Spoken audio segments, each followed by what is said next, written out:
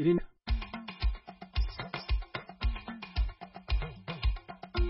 Ijwi rya Amerika ribashikiza ibiganiro vyaryo imisi yose mu Kirundi no mu Kinyarwanda i Washington DC. Mwaramutse nshuti muduteze amatwi muri iki gitondo cyo ku munsi wa kabiri tariki 21 z'ukwezi kwa mbere mu mwaka wa 2020 kuri micro muri kumwe nanje Fidel Niyongabo. Perezida wa Republika Iharanira Demokarasi ya Kongo Felix Tshisekedi yatangaje ubwa mbere ku mugaragaro ko abanyamurenge ari abanyekongo.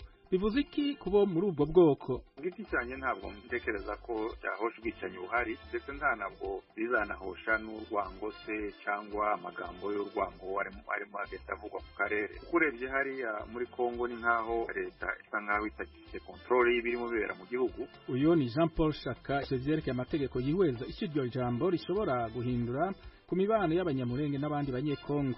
Ikiganiro cido nido ntikibacike mu kanya.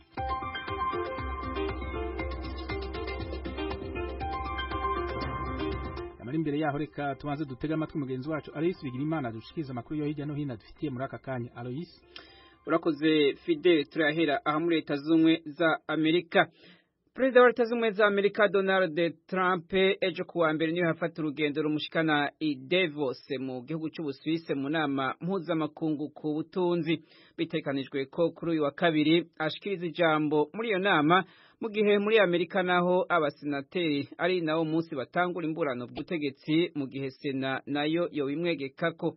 Mu bategetsi batekanya kuganira muri iyo nama harimo Perezida wa Iraq Barham Salih n'umushikiranganje wa mbere wa Pakistan Imran Khan, imbere yo gutahuka ejo ku munsi wa gatatu ubaye umwaka ugira gatatu yitabira iyo nama ya buri mwaka nk'umukuru w'igihugu wa Amerika agira 45.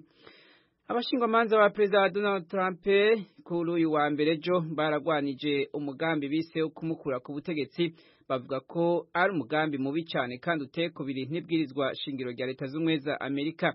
Ni mu gihe abasenateri batangura kuri wa kabiri kwinjira mu mizi y'urwo rubanza ku byaha byagirizwa Trump.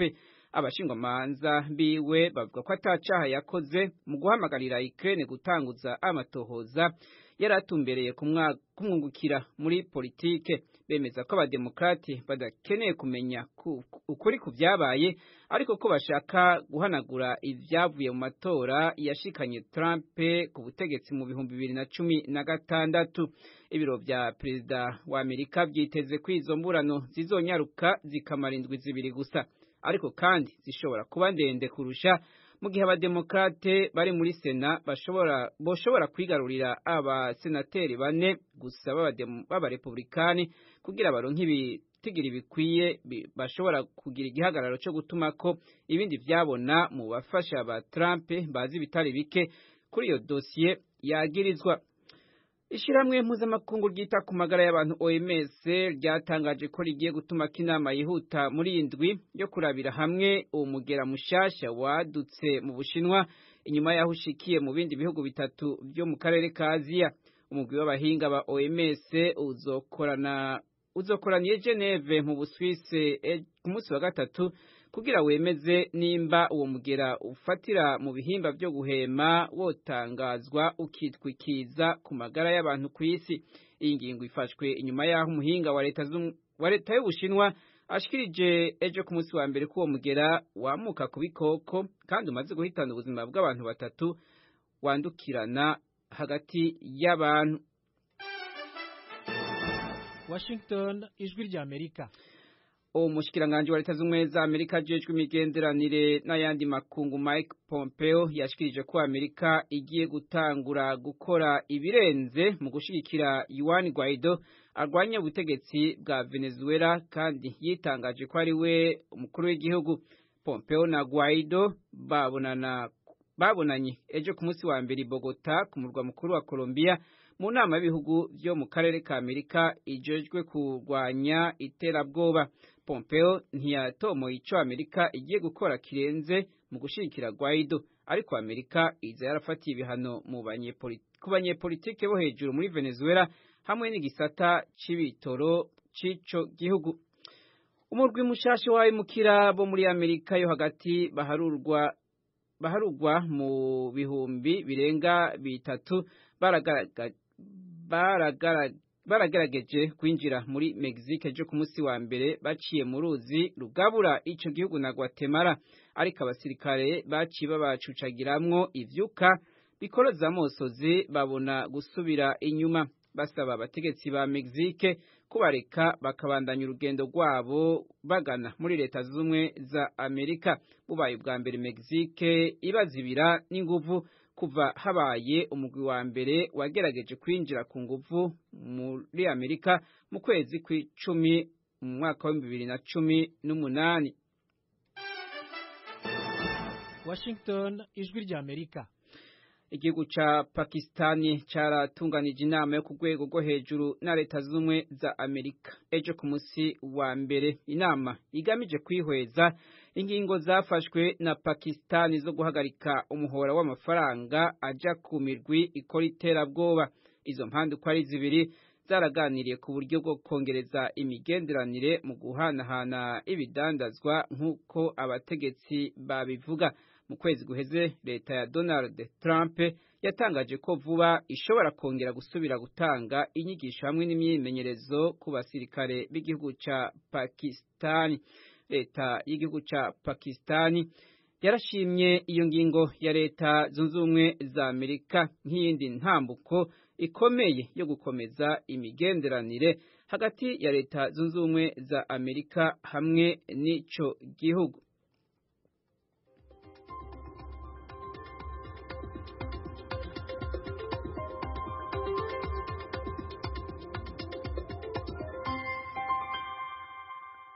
Urakoze Aloysi ku makuru uhejeje kudushikiriza.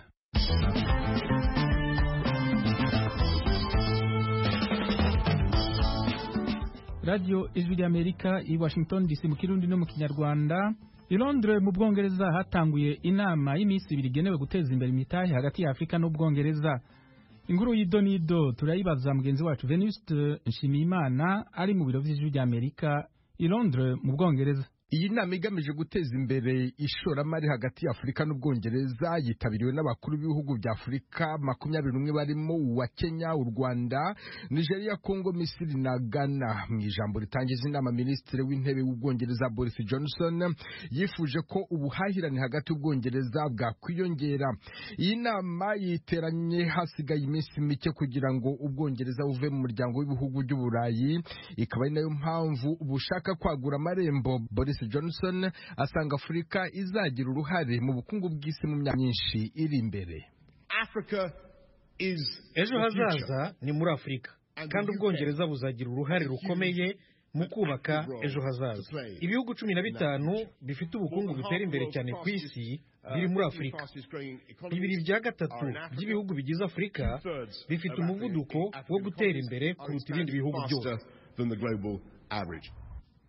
Minisitiri w'Intebe w'Ubwongereza yagarutse kandi ku masezerano y'ubucuruzi igihugu cye gifitanye n'ibihugu bya Afurika, yibutsa cyane uruhare ibigo by'Abongereza bifite mu gushora imari hirya no hino ku mugabane kandi mu bice bitandukanye, nko gukwirakwiza amatara yizimya muri Nigeria cyangwa se kubaka inganda zengerwamo ibinyobwa muri Kenya, inganda zidahumanya ibidukikije. Yavuze ko ubutegetsi bwe bugomba gukora ibishoboka kugira ngo Abanyafurika bitabire gukorana ubucuruzi n'Ubwongereza. Asaba abakuru b'ibihugu kwitondera amasezerano y'ubucuruzi bakorana n'Ubushinwa. Mu kiganiro Mukisa Kituyi, umunyamabanga mukuru w'ishami ry'umuryango w'abibumbye ryita ku bucuruzi n'iterambere, yagiranye n'Ijwi rya Amerika, aravuga icyo atekereza ku bucuruzi hagati y'Ubushinwa na Afurika. Ku ruhande rumwe nibyo koko Afurika igomba kwitondera ubucuruzi ikorana n'Ubushinwa. Kuri nge hari uburyo bubiri bwo kubyumva. Ubwa mbere ni uko hari ibihugu byahawe umwenda bitazashobora kwishyura. Ni byiza gufata imyenda yo kubaka ibikenewe, ariko umwenda ugomba kwishyurwa. Bamwe ntibakibishobora. Ubwa kabiri, ndemeranya rwose n'icyo Club de Paris ivuga ko inguzanyo zitangwa n'Ubushinwa zigomba gushyirwa ahagaragara. Mu gihe Ubwongereza bwitegura kuva mu muryango w'ibihugu by'Uburayi, burareba uko bwasinyana amasezerano y'ubucuruzi na leta Leta Zunze Ubumwe za Amerika, Ubushinwa, Korea y'Amajyepfo na Australia ku buryo Afurika itaza ku murongo wa mbere. None se kuki Minisitiri Ubushinwa ariko hagati aho we agakorana nabo? Twumve Mukiza Kituyi. Magingo ya Ubwongereza bufitanye ubucuruzi n'Ubushinwa kuruta Afurika, mu gihe bongera ishoramari hagati yabo n'Ubushinwa. Gusaba Abanyafurika kwitondera Ubushinwa biratangaje. Ubushinwa bwahengereye igihe Abanyaburayi binefaguzaga maze bashora imari muri Afurika. Mu gihe ibindi bihugu bikungahaye cyane ku isi bikomeje gushinga ibirindiro muri Afurika, ababikurikiranira hafi bibaza ku nyungu Ubwongereza bufite muri Afurika. Bakavuga ko Abanyaburayi bakwiye kwiyemeza gushora imari. Venuste Nshimiyimana, Ijwi ry'Amerika, Londres.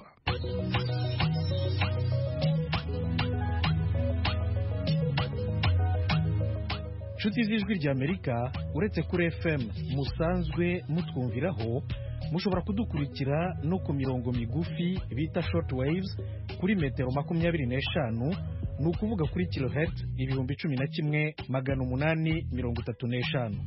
Buri munsi ni kuva ku wa mbere kugera ku wa gatanu, kuva saa 2:30 kugera saa 3, no kuva saa 3:30 kugera saa 4 ku mugoroba. Ku wa gatandatu ni kuva saa 12 kugera saa 12:30 ku mugoroba. Ijwi ry'Amerika kuri metero 25, kilohertz 11,835.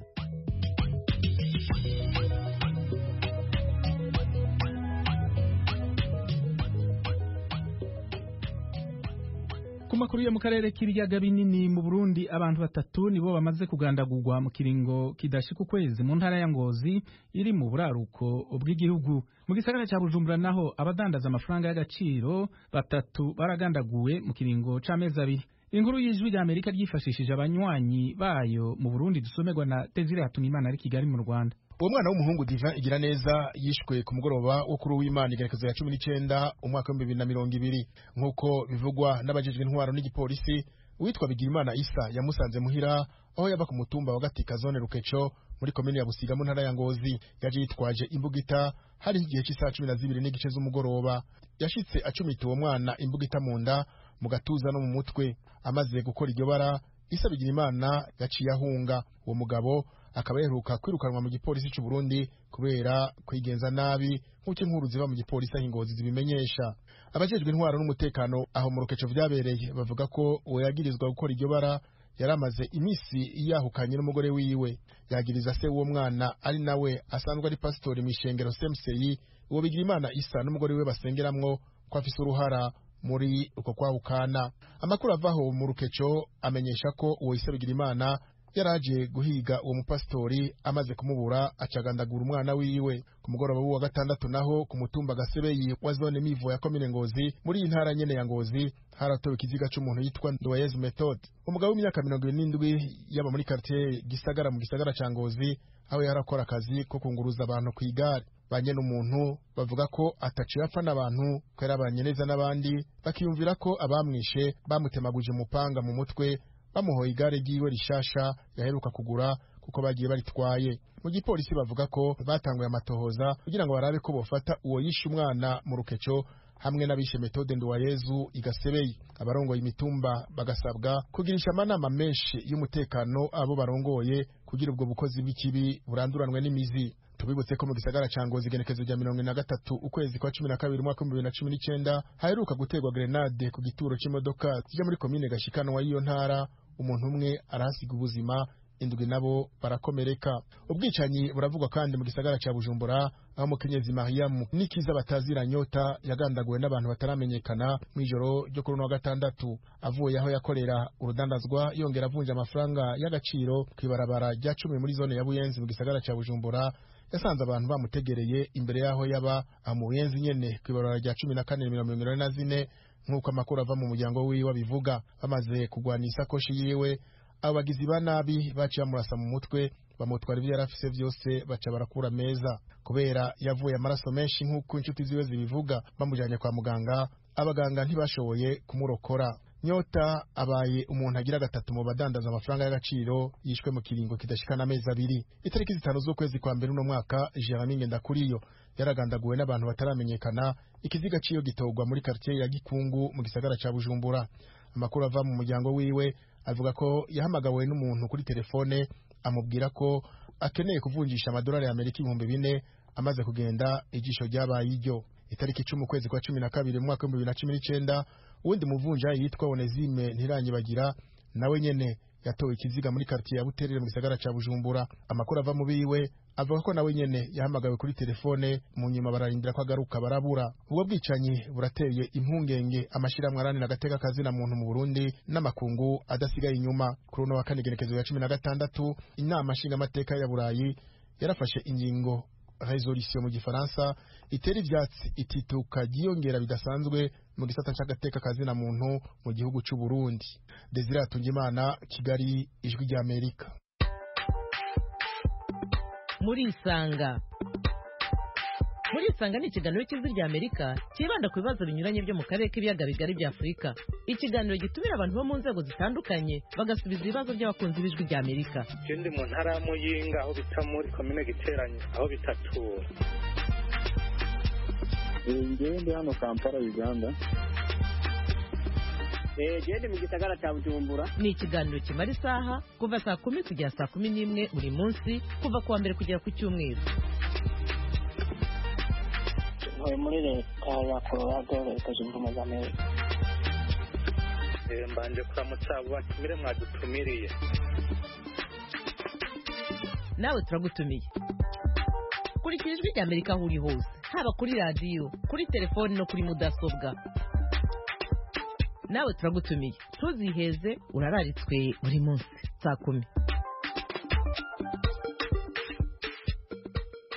Tuve mu Burundi tuze mu Rwanda. Hejo kuwa mbere umushikiranganje w'ubutungane ajejwe n'abinjira n'abasohoka mu gihugu ca Norvege n'umugwi bari kumwe bagendeye impunzi zavuye muri Libya ziba mu ikambi y'agateganyo ya Gashora mu Bugesera mu Rwanda.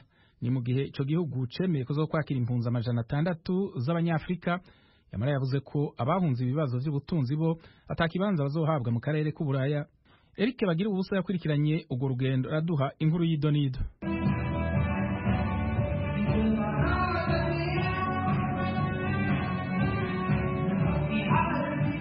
Muri kimwe mu byumba by'inkambi y'agateganyo y'impunzi Gashora mu Bugesera mu burasirazuba bw'u Rwanda, zimwe mu mpunzi zaturutse mu gihugu cya Libya ziza mu Rwanda ziracuranga umuziki mu rurimi ruzwi nka Amharic.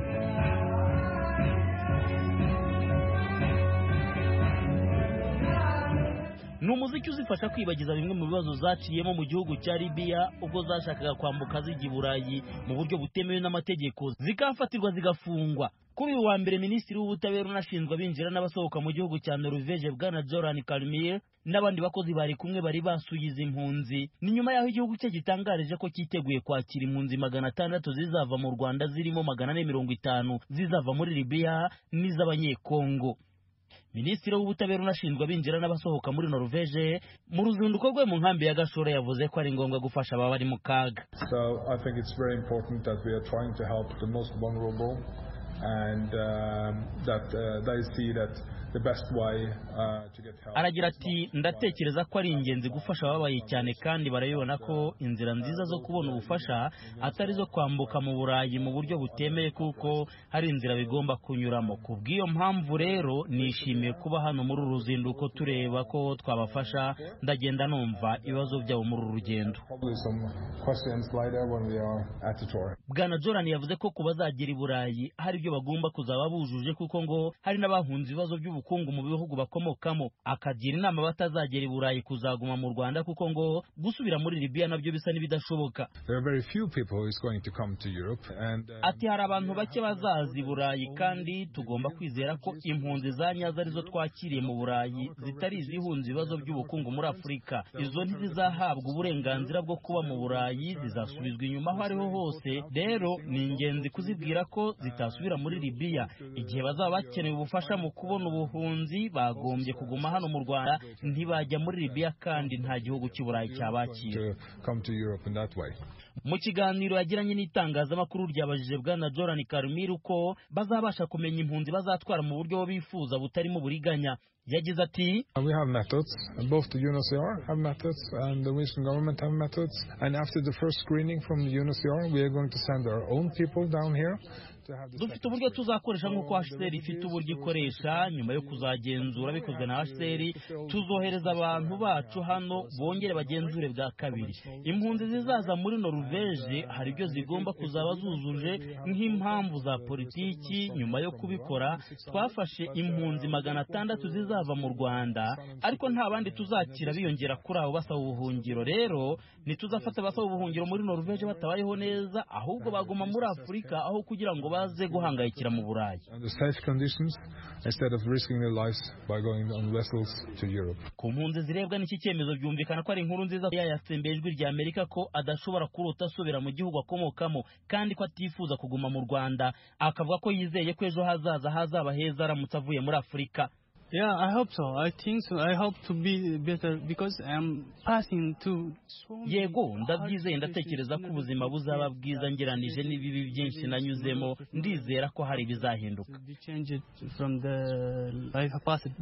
Kuri leta y'u Rwanda kujyaniza impunzi mu bindi bihugu ni igikorwa cy'ubugiraneza kandi n'ubutabazi. Kugeza ubu hari amakuru ko izi mpunzi zari zatangiye kwishyiramo ko zigomba guhita zijyanwa ku mugabane w'Uburayi n'ahandi, ku buryo ngo no kwiganwe mu masomo azimenyereza zari zatangiye kuyareka, ariko ubutegetsi bw'u Rwanda bukabasaba ko bagombye kwihangana igihe icyemezo kitarashyirwa mu bikorwa. Bwana Olivier Kayumba ni umunyamabanga uhoraho muri Minisiteri y'ibikorwa by'ubutabazi bwihuse. Abari hano bagomba kumenya yuko ibi bintu bifata umwanya. Kuba baravuye muri kiriya gihugu cya Libya batameze neza, ubu ngubu bakaba bategereje, bagomba gutegereza.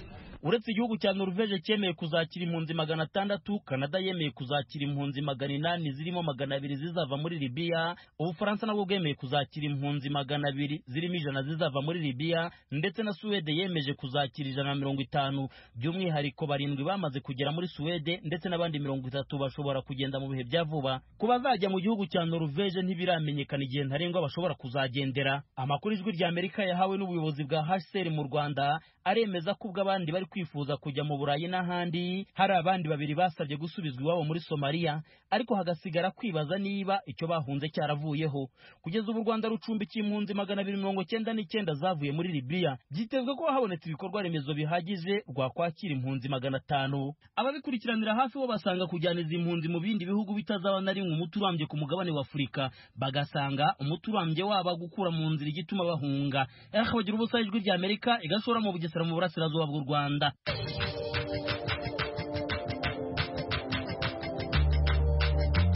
Mu munota umwe gusa uramenya amakuru y'Afurika kuri radiyo ijwi rya Amerika buri munsi. Kurikira video y'umunota umwe ku ijwi rya Amerika. Ni ku rubuga rwa Facebook rw'ijwi rya Amerika. Adresi ni VOA Radio Yacu. Video y'umunota umwe gusa, inkuru nyamukuru kuri Afurika. Radio Yacu. Radio Ijwi rya Amerika i Washington DC mu Kirundi no mu Kinyarwanda. Perezida wa Repubulika Iharanira Demokarasi ya Kongo Felix Tshisekedi yatangaje ko abanyamurenge n'abanyekongo kubera izo mvoko bategerezwa kugira uburenganzira mu gihugu cabo nk'abandi banyagihugu bose. Ayo majambo yavugiye mu Bwongereza aje nyuma y'amezi agera ku 9 havuga ubwicanyi bukorerwa abo muri ubwo bwoko mu ntara ya Kivu yo mu Bumanuko. Iyo jambo ryo barigiye guhagarika ubwo bwicanyi. Mugenzi wacu Geoffrey Mutagoma yavuganye na Maître Shaka Jean Paul yanonosoye ivyerekeye amategeko akorera mu gisagara ca New York. Yabanje kumubaza uko yakiriye iryo jambo. Uko twabyakiriye nuko twabifashe nko kuba umuyobozi w'igihugu, umukuru w'igihugu yavuze ibiri mu nshingano ze. Urebye mu mategeko y'igihugu cya Kongo ntabwo abanyamurenge atari abanyekongo kimwe n'abandi. Ikibazo cy'ubwenegihugu bw'abanyamurenge ni ikibazo mu by'ukuri mu rwego rw'amategeko cyarangiye kera cyane. Kuba rero umukuru w'igihugu yabivuze ku mugaragaro byo nk'uko wabivuze ni ubwa mbere abivuga gutyo, ariko twebwe mu by'ukuri tubifata nk'aho ari ugukora ibiri mu nshingano ze n'ibyo agomba gukora, kuko urebye ikibazo cy'amoko cyagumye gukoreshwa n'abanyapolitike ku nyungu zabyo. Kuba rero yateye intambwe yo kubivuga ku mugaragaro biragaragaza yuko hari ubushake bwo kurangiza icyo kintu cyo gukoresha amoko muri politiki y'igihugu. Ariko nubwo yabivuze yagereranije abanyamurenge n'abimukira bava muri Afurika bagahabwa ubwenegihugu mu Burayi. Icyo cyo mukivugaho iki? Bikurikirana nuko ubyumvise mu by'ukuri. Icyo njyewe numvise nuko yavuze ko iyo umuntu yatuye ahantu igihe kirekire akabyarira abantu be bahakomoka bakuriye aho hantu se cyangwa se bahagize generasiyo nyinshi bahatuye, ntabwo bashobora kubuzwa uburenganzira bwabo kubera inkomoko yabo. Nicyo yashatse kugaragaza, ngira ngo ngewe uko nabyumvise, ko nubwo bavuga ngo abanyamurenge bafite inkomoko mu bindi bihugu, ibyo ntibyababuza kuba abanyekongo kimwe n'abandi kubera iyo nkomoko yabo, bishingiye kuba barabaye muri kiriya gihugu generasiyo nyinshi. Ngewe ni nk'uko nabyumvise yabivuze, ariko hari ababyumva ko wenda yashatse kubagereranya n'abariya bimukira i Buraya, bisobanura wenda ko ubona abanyamurenge bimukiye hariya babona ubwenegihugu hariya kubera bahimukiye. Ari muri ubwo buryo mu by'ukuri ntabwo ari byo, ariko njyewe siko nari nabyumvise ngurikiye context yabivuze. Hari naho yagarutse kuri kiriya kibazo cy'uriya musirikare wo mu ngabo za Kongo Colonel Rukunda Michel, avuga ati niba koko ari umunyekongo nahagarike icyo yise kwigomeka. Ibyo byo mubivugaho iki? Nta munyekongo urutundi, kandi ntawe ugomba kugeragezwa muco twita loyote cyangwa kugandukira igihugu ngo niba utakigandukiye ntabwo uri umunyekongo, kuko hari abanyekongo bandi moko benshi nabo bagiye barwanya igihugu cyabo. Ibyo rero kuvuga ngo abanyamurenge bagomba kubigaragaza ngo kubera yuko batigometse ku butegetsi buhari, ibyo ntabwo ari byo. Ni ibintu wenda yavuze urebye uko nabyumvise kugira ngo ashimishe wenda abari muri kiriya cyumba yavugiragamo, kuko basaga n'abamusubiza nabi, bamiza benshi basakuza. Birashoboka ko yabivuze kugira ngo abashimishe, kandi bitabaye no muri urwo rwego. Icyo twamagana ni uko nta munyekongo n'umwe ugomba guhabwa uburenganzira buke kuruta abandi, cyangwa ugomba kubigaragaza mu buryo bwihariye. Niba hari umusirikare w'umunyamurenge uvuze ati tuvuyemo kubera ko yumva ibintu n'icyo ashaka kurwanira, ni kimwe n'uko hari abasirikare bandi moko menshi bo muri Sud Kivu benshi duturanye bava mu gisirikare cya leta bakagenda ndetse bakanayirwanya ku mugaragaro. Urebye makanika we ntabwo Colonel Makanika ntabwo yanavuze ko arimo arwanya leta. Hari abava rero muri leta mu gisirikare cya leta bakayirwana ku mugaragaro, bafite imitwe itwaje ibirwanisho bararwanya leta. Ntabwo bavuze ngo uwo muntu niba ari umubembe cyangwa umufurero ngo ubwo abafurero ngo cyangwa ababembe ntabwo bakibaye abanyekongo nk'abandi. Ibyo ntabwo ari byo rwose, niba ari nabyo yavuze ntabwo ari byo. Ririya jambo rya Perezida Tshisekedi mubona ko riri buze guhosha ubwicanyi bwarimo bukorerwa abanyamurenge muri iyi minsi? Giti cyane ntabwo ntekereza ko byahosha ubwicanyi buhari, ndetse ntabwo bizanahosha n'urwango se cyangwa amagambo y'urwango arimo agenda avugwa ku karere, kuko urebye hariya muri Kongo ni nk'aho leta mu by'ukuri isa nk'aho itagifite control y'ibirimo bibera mu gihugu. Ugasanga hari imitwe yitwaje intwaro ifite inyungu mu gukomeza guteranya amoko, ndetse n'abanyapolitike benshi bo bari Kinshasa cyangwa se mu marejo nabo bafite inyungu mu gusubiranishamo abantu, ku buryo abo ngabo igihe cyose leta izaba itaragira imbaraga zo kuba yazana umutekano ndetse no gushobora kuba yahana abarimo bakora nk'ibyo, ibyo byo bizakomeza rwose. Sinibwira ko ijambo ryiwe ry'umunsi umwe ari ryatanga igisubizo kuri ibyo bibazo. Bwana Jean Paul Shyaka, ndagushimiye cyane kuri uyu mwanya wahaye radiyo Ijwi ry'Amerika. Murakoze namwe. Inshuti mwese mukunda radiyo Ijwi ry'Amerika, ibiganiro n'amakuru twari tubafitiye muri aka kanya hano bigarukiye. Tubashimiye kuba mwaduteze amatwi, mubandanye mukurikirana ibiganiro byacu kuri radiyo yanyu, radiyo Ijwi ry'Amerika.